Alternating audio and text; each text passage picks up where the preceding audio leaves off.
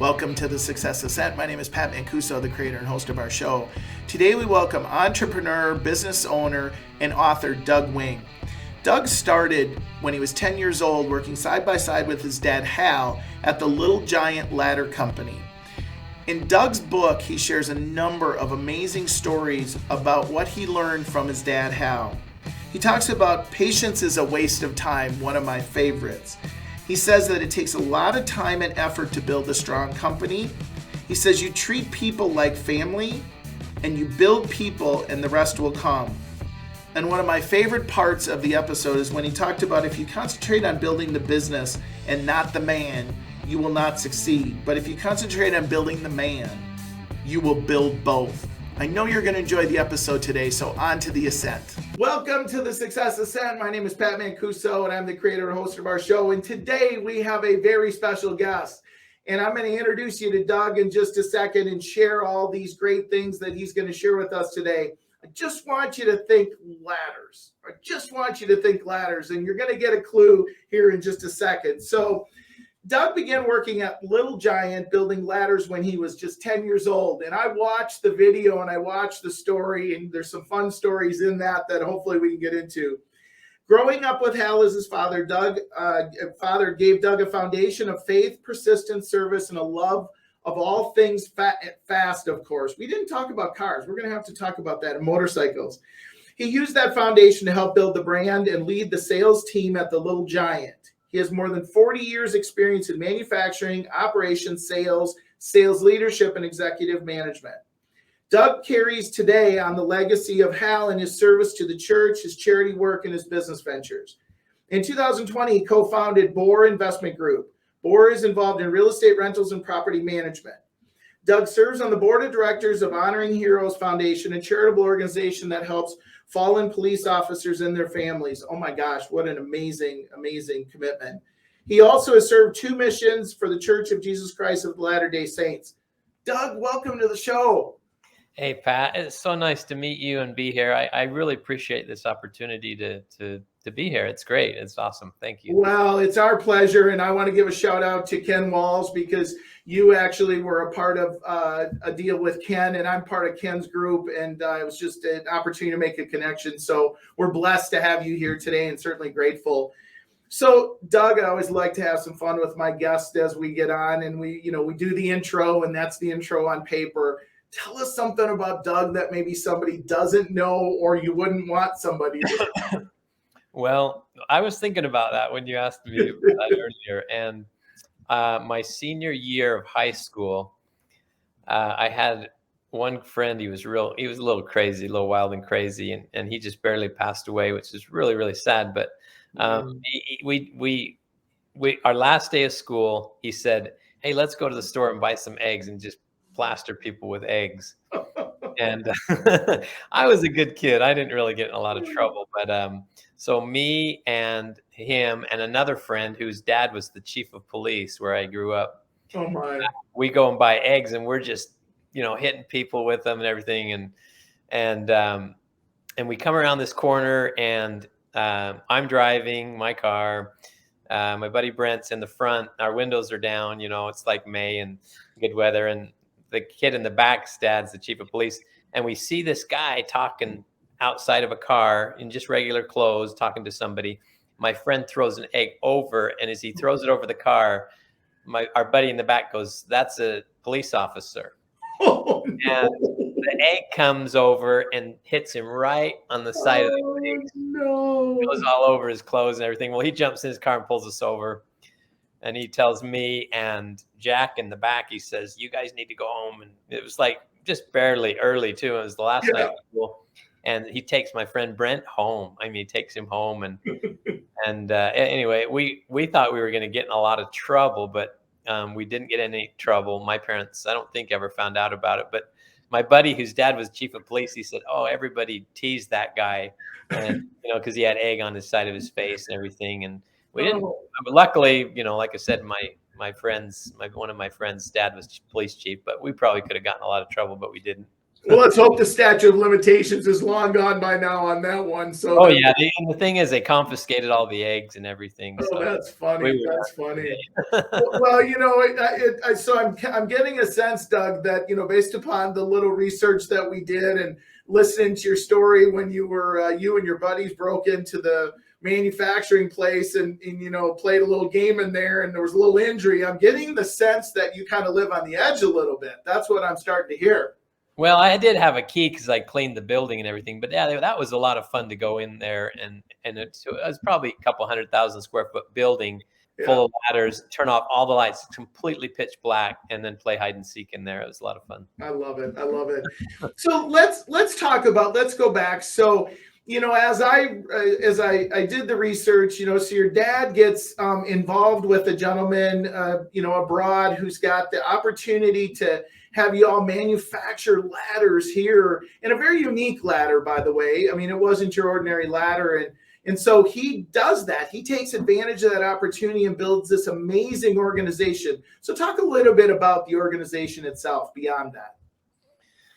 Yeah, so in the very beginning, the other ladder companies actually laughed at my dad and said, "Mr. Wing, you're an idiot. You're going to completely fall on your face." And my dad said that really motivated him to be successful, because here were these giants of the industry and they laughed at him. Yeah. And so anyway, yeah, my dad was in a completely different business. He was really he was crushing it in the life insurance business. Came across this design and brought the idea back to the U.S. and really he created a demonstration. I mean, he was selling a ladder, was probably $300 at the time in the early 70s. Interest rates were high. The economy was terrible. Yeah. And he really had to go toe to toe, either house to house or business to business, and then eventually through trade shows and fairs. And they developed this presentation where they would captivate people, do a quick presentation, do a close on them, and then have answers to objections. And they would take orders at these fairs and stuff, write up the orders, tell people you'll get your ladders in 4 to 6 months, but oh, by the way, you need to give us your money now, and then you'll get your ladders.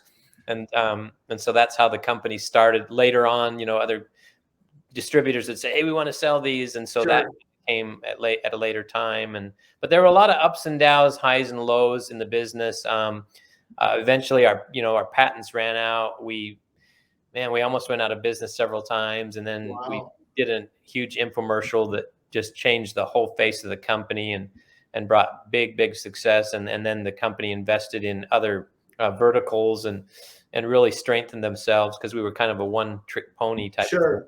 So there's just a lot of different layers to this, but it started out with my dad and one or two other salesmen, and eventually they would bring in products from Europe and containers, and then eventually they received the rights to build them, and the rest kind of goes from there. But I think one thing people need to realize is when you build a company, a lot of times people see Little Giant like, oh man, this is such a cool company, but this year's the 50-year anniversary of Little Giant. It takes a long time and a lot of hard work to build a big company. Little Giant's got probably 400 or 500 employees now and does several $100 million a year in sales. And it took a long time. It wasn't easy, and it takes a lot of work and effort. Yeah.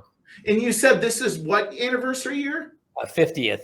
50th. That, you think about that. How many companies stay in business nowadays, 50 years or more, right? I mean, you obviously had to be doing a lot of things right, and the foresight and the risk taking. So I want to dial ahead, because we're going to talk about the book that you wrote, and I know that goes into the journey with your dad and through that process and what y'all learned. But I want to ask you, the Success Ascent is about entrepreneurs and their journey and what they've struggled with, the ceilings they've hit, and the things they've learned. So you ran the company for how long?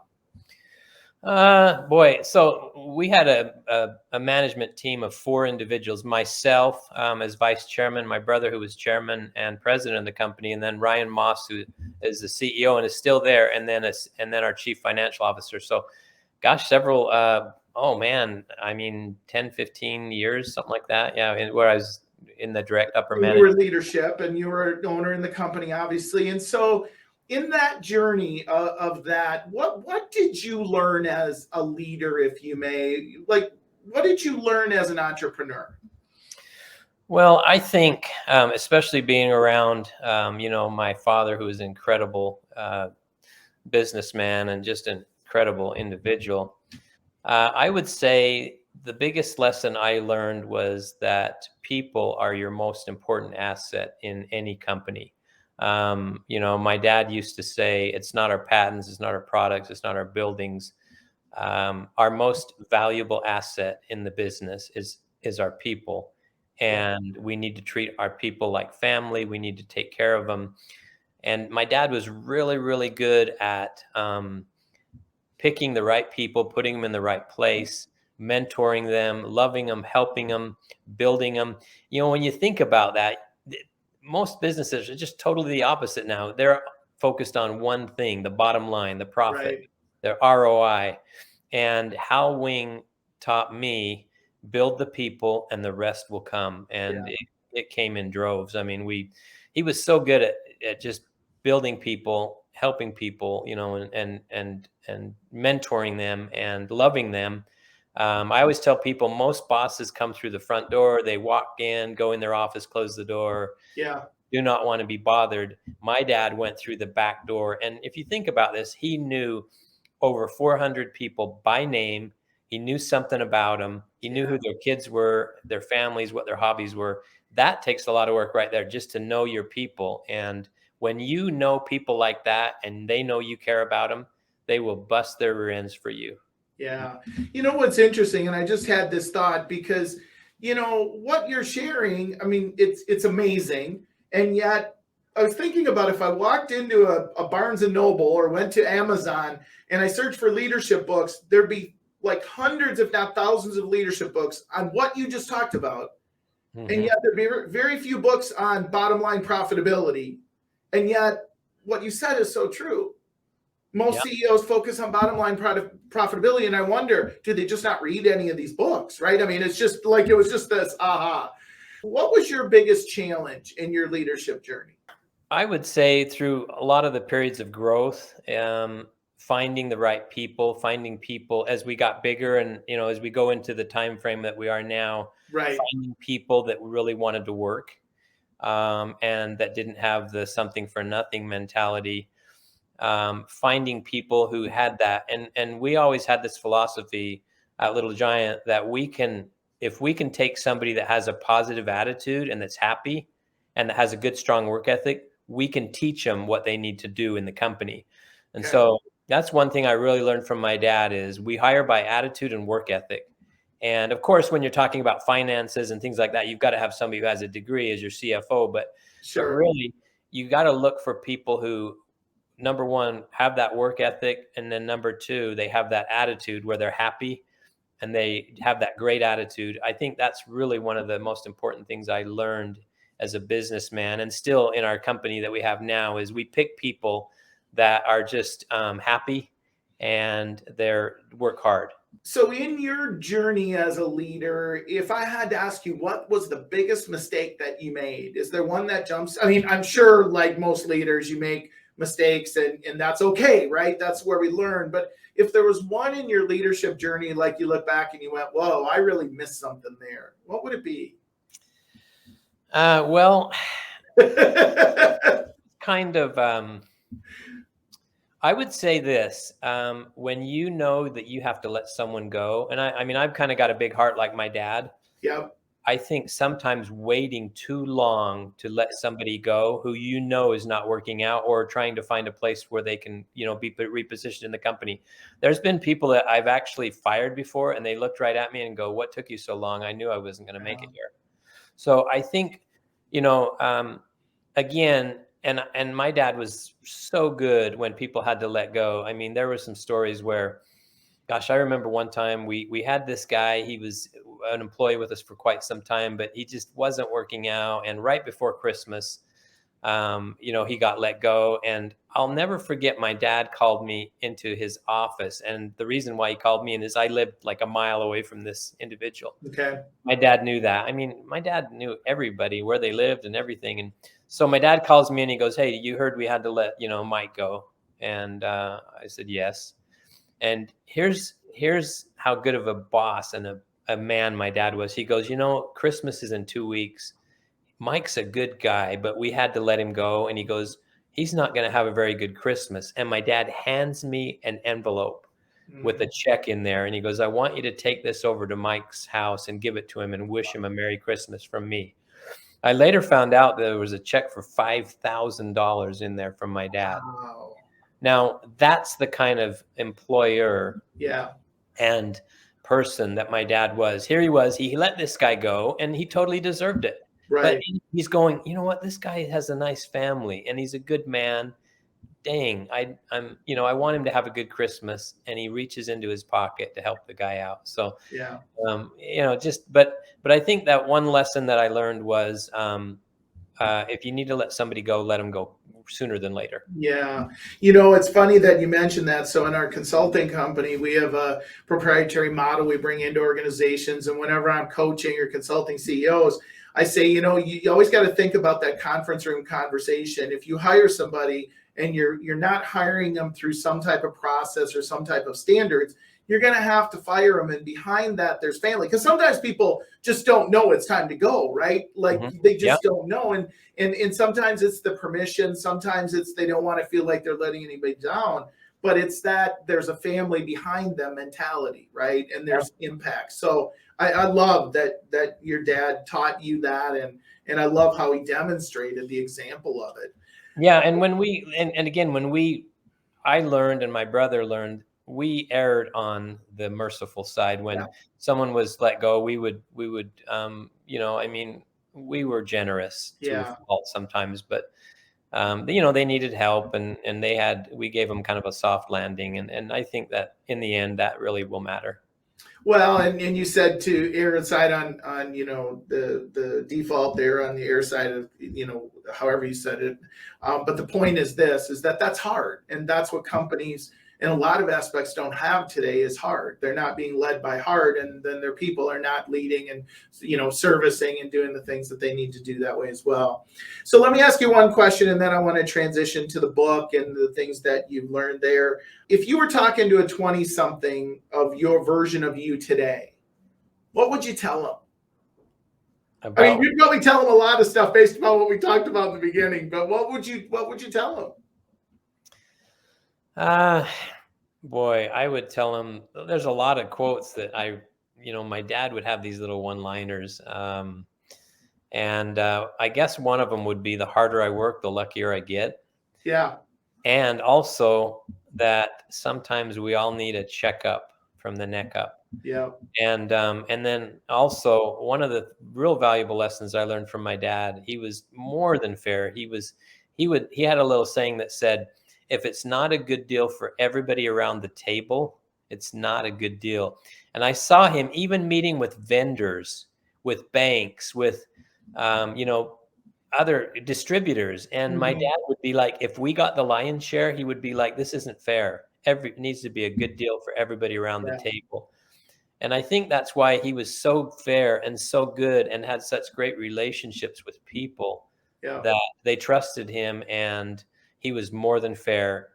Again, even with like the people that sold our ladders, the retailers, the distributors, and then even the suppliers. I mean, he was just very, very fair, and it had to be a good deal for everybody, which is unusual because when you go in to negotiate, most people are like, "We're going to get it all," Yeah. And win-loss.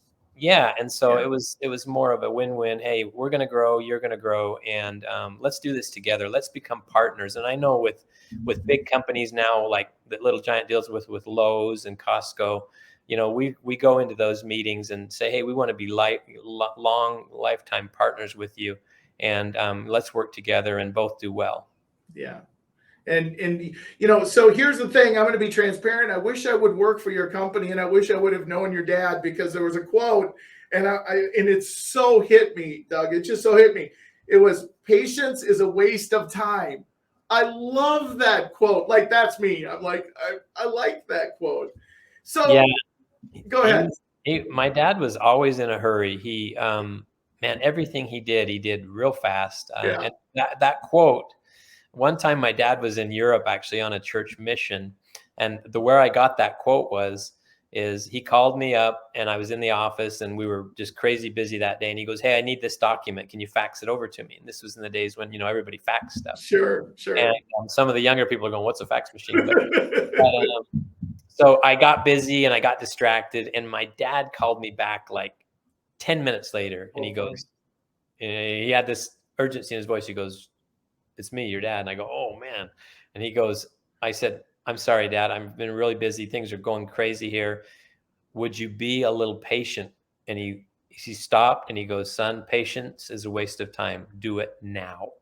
So I mean, I dropped everything. I sent it over to him, and that was one of his sayings. But he had a sense of urgency, and I mean, the guy walked fast. He drove cars fast. Yeah.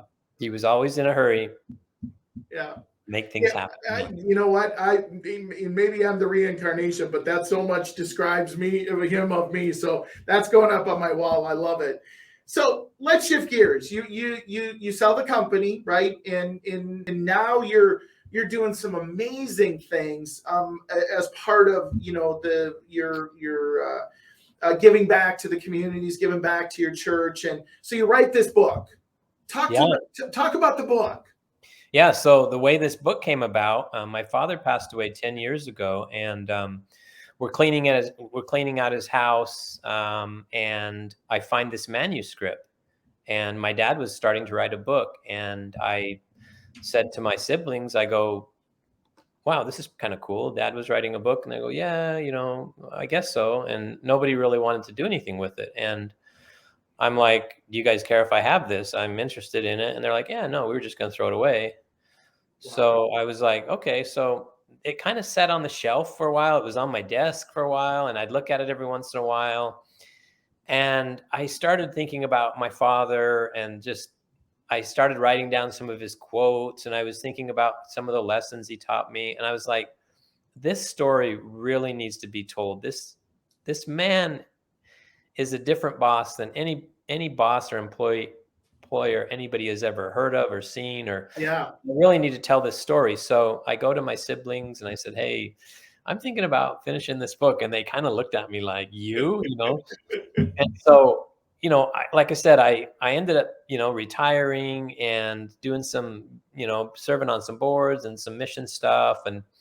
And I started doing this book, and it took me 18 months. It was during COVID. It was, there was all these, I had to do meetings over Zoom. I had to Sure. find people. I ended up interviewing almost 40 people for this book. And what I found was I didn't know half of the things that my father did to help people. I knew a lot of the stories, but all of these stories came as I interviewed his friends, his church friends, his former employees, and colleagues, and different things like that. I found that there were all these amazing stories that had just been kind of swept under the rug, if you would, Hmm. because everything he did anonymously. And so Right. I just found out that I had even a lot more awesome father and mentor than I even realized I had. And I was like, these stories need to be shared with the world, because this book will help anybody. If it's a couple that's struggling in their marriage, or with teenagers, or, siblings, or business people, or salespeople with their customers, any of these principles Yeah. of Hal Wing, the business principles and leadership qualities of Hal Wing, the things I learned from him they apply to everything. So, and I know this is going to be hard to put you on the spot, but if there, and you told an amazing story already, if there was another story that jumped out that from a leadership perspective, um, what would rise to the top? Was there one that would jump out? Are you talking about a story that from Yeah. him? Yep. Yep. For a story that you read or you expanded on or you got from the interviews. Well, one thing that I really learned about my father is that he had this ability to be in the right place at the right time. And you can call it perception, you can call it a spiritual inkling or whatever you want to call it. But throughout this book and through these stories, I found that my father was always in the right place at the right time. And there were times where he came and helped with resources. There were times where he came and helped with visits, or there were times and when people really needed his help, or there were times when he came with everything he had. And one of the really cool stories, and he gave a lot of people opportunities, which were incredible. People that maybe other companies or other people wouldn't have given opportunities, like people, ex-cons from prison and all these people that had problems. But one of the very cool stories is I interviewed this couple that the guy came to work for us kind of later in life. And his wife was an associate she worked at a bank that my dad would go into all the time. And as I interview this couple at their home, I've got my camera, my phone, and I'm interviewing them. And she says to her husband, Steve, tell him about the time that Hal Wing came and visited you at the hospital. And he goes, well, your dad came and visited me at the hospital. And she goes, no, Steve, that's not what happened. So she said, let me tell the story. Funny. And so she said, Steve was in a really bad accident. He was working for a company, a manufacturing company. And one of the machines that he was working on, there was like it exploded. It like went into, it sent shrapnel. He was operating this machine and something went wrong, and the dies and all this stuff blew up, and it sent all this shrapnel into his chest. Oh, wow. Abdomen, and a great big piece of it hit him right beneath the knee and almost cut his leg off. Wow. So he's in total shock. They call they call the ambulance. They rush him to the hospital. They call her. She meets him at the hospital. And he's in ICU, and they've got him on morphine. He's in shock. They're trying to stabilize him. They really want to save his leg. And she says, I'm sitting in a chair by his, the stretcher, the bed, Sure. holding his hand and comforting him. And she said, all of a sudden, out of the blue, your dad is in the emergency room. And she goes, I'm in shock. And she goes, Hal, how did you get in here? And he goes, that was easy. I just told him Steve was my brother. Wow. Have you ever tried to go into an emergency room? Yeah, you can. Related to somebody, and there's a guy that's almost, that's in real bad shape. Yeah. Try it sometime and see. But my dad worked his way and gotten into this place, right? Right. And she said the doctors are working on him, and that, all these alarms are going off, and they're just running around. And she goes, your dad disappears for a minute, and then he comes back in the room with a washcloth with soap and water on it. She goes, nobody realized that Steve's face and his arms and hands were black. Wow. She goes, your dad gently washes his face and his arms and hands and leans down to his ear and said, you really are my brother. And he says, when you get out of this hospital, you will be working for me, and leaves. Wow. Now the story continues. Steve, his life was saved. He made it, but they had to amputate his leg. And he went into a depression. And his wife says, the day that I pushed Steve into our house in a wheelchair, she goes, we were only in the house for 30 seconds. And the first person that called was Hal Wing. She goes, how he knew we were home, I will never know. Just like how he knew we were in the hospital, I will never know. But she says, I answer the phone. Your dad's on the phone. Is Steve there? Let me talk to him. Wow. He gets on the phone. He gets on the phone with Steve and says, are you ready to come work for me? And he said, Hal, I lost my leg. I can't work for you. I'm going to be on disability the rest of my life. And my dad said, you can answer the phone, can't you? He said, yes. And he goes, you're working for me in customer service, and your job's ready whenever you are. So what's really cool about this story is Steve gets a prosthetic leg, and he comes to work for Little Giant, works in customer service, does all these other odds and end jobs. And he kind of becomes Hal's little right-hand man, my dad's right-hand man. And he goes, all of a sudden, I'm working for your dad doing all these special projects. And he said, I get a phone call one day, Steve, meet me at this house. Here's the address. So he goes, I drive up, your dad's there in his car. Hmm. And he says, Steve, look at that house. What do you see? And he goes, I see a house. And he goes, look closer, Steve. What do you see? And he goes, honestly, Hal, I just see a house. I see some cars. I see a house. And he goes, Steve, take a look at this guy's roof. He needs a new roof. I want you to ring his doorbell. And I want you to tell him somebody anonymously is going to replace his roof. Goodbye, and drives off. Steve's standing there and he goes, I'm going to knock on this guy's door and tell him someone's going to replace his roof. And he says, finally, I get up the gumption after 5 minutes. I ring the guy's doorbell. The guy comes to the door. Yeah, what do you want? He goes, I know you're not going to believe this, but he said, somebody wants to replace your roof and I can't tell you who it is. Is it okay? And the guy goes, are you serious? And he goes, yes, this is for real. And he goes, well, sure. Yeah, wow, this is unbelievable. Thank you. So then Steve goes on to say, man, there was times, he goes, my dad would call him all the time and say, let's go do this. Let's take care of this person. Let's go take care of that one. There is another employee I interviewed that said he always kept a nice shirt in his office because he goes, over 200 times I went on one of these little missions for your dad to help people. Wow. And every time it was anonymous. So incredible man. He would use his employees and they would go and do all these things to help people. It was just incredible. So, as I'm listening to all this, and I can't wait to read the book, where do you think your dad learned all that? Or where did he get, there had to be something in his journey that somebody impacted him or something. Has that ever come up?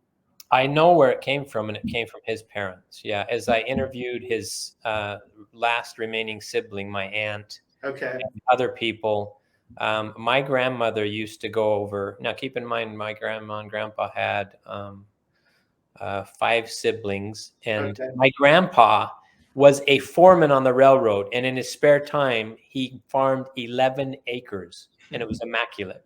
So he got the work ethic from my grandpa, and he said, my dad said he got his self-belief from my grandmother, but my grandma would go every night over to the neighbor's house. They had a crippled lady that lived next door, and my grandma would go over there and bathe her and get her ready for bed and everything. So I know that he got those things from his parents. Yeah. Yeah. Servant leadership. And it starts at home, right?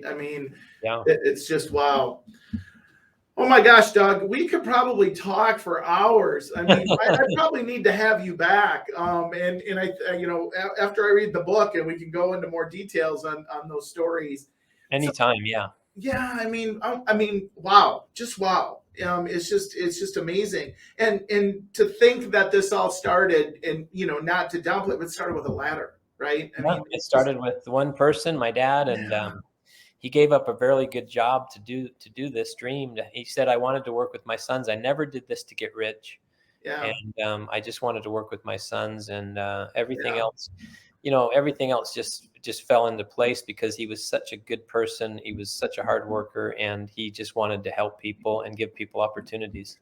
Well, and like I shared with you, my daughter works in our business, and I just think about some of the things you just shared, and I'm like, I've got work to do. I definitely have work to do. So let's shift gears. Tell me the best advice you've ever been given by anyone, whether it's business or life, personal, best advice you've ever been given. I would say it was from my father.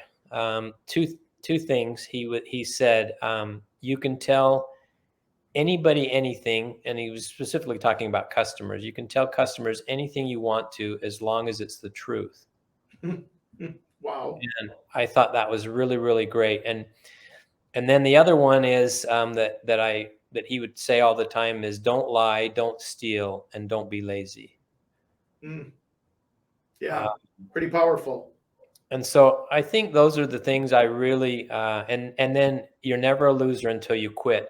And my father was, he was competitive. In the beginning, the 2 brothers from the largest ladder company in the world, the Werner Ladder Company, came up to my dad and they said, Wing, you are a fool. You're an idiot. You are going to fail. We could have had this ladder years ago. No one's going to buy these ladders. And my dad said that day, that was my fuel, right? Yeah. And what's really funny is those guys tried to buy our company 4 times during the time that we had it, and my dad would never sell to them. And they Good would for come him. in. They would come in with some ridiculous offer, and my dad had this really quick wit. And one time they came in and they said, they made an offer, and he goes, "You guys don't want to buy me. You guys just want to own me." Oh, I love it. And I love it. and he refused. He was just so. But and then here's the thing: years later, one of those Warner brothers, they had since retired. They lived in West Palm Beach, Florida, really nice. And I was down at doing a huge show down there. And lo and behold, guess who comes by our booth? One of the brothers. And by then he was probably close to 80. Okay. And he said, "Can I tell you something?" And I said, "Yeah." And he goes, "I had so much respect for your father." And he goes, "He was incredible." He goes, "Nobody thought he was going to do anything. And what he did was just unbelievable." And he said, "I will deny this if you ever tell anybody, because the only ladder I have at my house is a Little Giant." Isn't that great? What a great story. And I was like, man, that is such a cool story. And it was one of the Warner brothers. Yeah, it was really cool. I mean, it just goes to the fact that don't listen to other people, because they'll always attempt to limit you to do things because they don't see that power in themselves, so to speak. Let's flip it upside down. What's the worst advice that you've ever been given that hopefully you didn't follow? And if you did, what did you learn? Well, I'll tell you this, because it was from my ex-wife. And it's not bad or anything. No. I was married to her for, oh man, almost 25 years. And so a lot of that was when I was at Little Giant. And she wasn't happy with like my progress in the company. She thought it was too slow. She thought, your brother's getting more responsibility than you are, and he makes more than you. And, she goes, "I think you should quit, and we should move out of state and go get a different job." And I thought about it for a few minutes, not very long, but I knew that it was the wrong thing to do, so I didn't do it. And there's an old saying my dad used to say: "When mama's not happy, no one's happy." Yeah.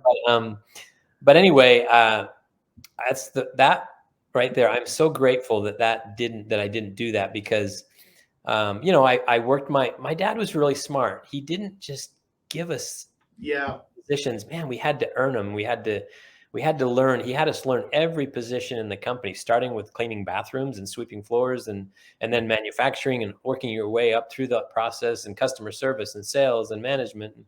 And finally, you're one of the owners of the business, and you have the majority of the company, and me and my brother. And I look back on it now, and I'm like, my dad was so smart. He was so smart, because he taught us well. He taught us how to treat people, but we learned every part of the business and appreciated everyone that worked for us. And so I'm very grateful that I didn't take that advice. Yeah. It ended up working out perfectly well for me. And had a wonderful career, and just wouldn't change that for anything. Yeah, it was Good great. for you. Good for you. Well, so Doug, I'm going to ask you to give us a final thought. I'm going to do a little housekeeping here. So, folks, we so appreciate your support, and we wouldn't do this without you. We actually do it for you to contribute back, and we have some amazing guests like Doug and the other folks we've interviewed over the last 2 years. You can go and get the recent episodes at www.thesuccessascent.com. We're at all the major podcast sources, Apple, Spotify, you name it, we're there. So we love your support. Subscribe, follow, give us ratings, feedback, all those great things that you do. So, Doug, take us out. I'd love to have a final thought from you on what you would share with people as we end our episode. Well, Pat, I sure appreciate this opportunity. And I would say this on the building, on the Little Giant corporate building, to this day, there is a quote that is screwed right. It's on a big plaque, and it's screwed right into the building. A quote from Hal Wing, where he says this: "If you concentrate on building the business and not the man, you will not succeed. But if you concentrate on building the man, you achieve both."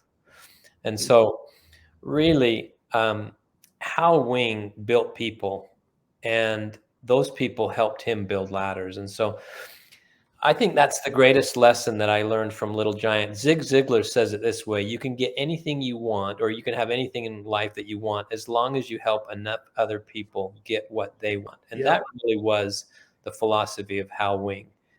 Yeah. Build people and the rest will come. And it did come. And it was just an unbelievable career. It was an unbelievable story about Hal Wing. There's so many other stories in this book where he takes people that nobody would take, and he mentors them and builds them. I mean, the current CEO of Little Giant, Ryan Moss, has been there over 30 years. Okay. He does not have one day of college. He started out running punch presses, and now he's the CEO of the company. So Hal had this unique vision of seeing people and not seeing them what they were currently, but what they could become. And then Right. he mentored them, and they became these huge successes, giants, right? They became Yeah. giant successes. And then they in turn took the company. And you know, Ryan Moss, I interviewed him for my book, and he said, this is one of my favorite quotes. He said, Hal Wing planted the trees, and now we all get to enjoy the shade. Mm. Wow. Wow. I cannot, I mean, as soon as we're hanging up here, I'm getting Amazon to ship me that book tomorrow, so I can start reading it. So Doug, I'm scrolling right now. If people want to get the book, they can go to dougwing.com. And then also you have a website, giantsuccess.com. What are they going to get when they go to Giant Success? Well, when they go to Giant Success, they can. What I'm doing right now is that is a place where they can, if they want a signed copy of the book, either in hardback or paperback, they can get that. And then also, I've been doing more speaking now for companies and doing presentations. In fact, in a couple of weeks, I'll be. You know, it's pretty exciting. Like the message that we have of building people goes so many places. For example, one of the presentations I'm going to be doing in Utah in a couple of weeks is to an elementary school. Oh my gosh. And Yeah. to teach kids how they can become giant successes, right, in life. And, you know, that really the premise is help people more, love people more, and build people more, or mentor people. And so I'm going to be doing a presentation. I go to, you know, corporations and do this presentation, and I'm also going to be, when I'm in Utah, I'm actually giving this same presentation on a different level to one of the largest police departments in the state in Salt Lake, right there in Utah. And so anybody that's doing anything, you know, whether you're in law enforcement or business or schools or whatever you do, families, you know, you can take these principles of this book and really apply them to your life. And so I do a little bit of speaking right now, and people can get a hold of me, you know, through Giant Success as well. Awesome. And get books and more information. But it's I mean, you know, it's interesting. One door opens and one door closes, another door opens. And when I retired, I was like, what am I going to do? And then I got into this book, and I was like, this is kind of cool. You know, I'm glad I did this. Yeah. A couple months ago, I had dinner with Mark Victor Hansen, who is a co-creator of the Chicken Soup for the Soul. And I told him some of these stories, and he looks at me and he's like, I want to sign you to a 3-year publishing contract to write more books. And I was like, you do? That's great. I was like, wow. And, you know, here's the thing that's wonderful about this is not only am I, you know, helping other people, but as an individual, I'm growing now. Yeah. And I'm expanding my abilities and my talents, which I never knew I had. And so it's really interesting how that works, you know. It is so cool. You know, I'm able to bless and help other people, but then it's making me better as well. So I'm so happy about that. Well, think about it. If you were still at the company, you'd be building amazing ladders and you'd be impacting people. And now you're building ladders and impacting people well beyond the borders or the walls of the building. So, well, Doug, you know what? I mean, amazing. And it was so good that we went over, and yet there was so much content. I just can't thank you enough. And I just appreciate everything that you brought to the table today and everything you're going to continue to do. So thank you so much. No, thank you for having me here. It's been a pleasure. Nice to meet you. And you know, I love doing this. I just love it. And you know, anything we can do to help people grow and to build themselves and become a success is great. Yeah, you certainly showed. You say it comes from the heart, I can tell. Well, ladies and gentlemen, thank you so much for being here today. As we end every show, be happy, be healthy, be safe until the next time we talk. Take care, everyone. Thank you for joining us on The Ascent today. You can find us at any of your favorite podcast sources. You can also subscribe to get updates and additional pieces of value that we send out at www.thesuccessascent.com. Thanks so much for your support. Please leave us a review. Have an amazing day. Take care.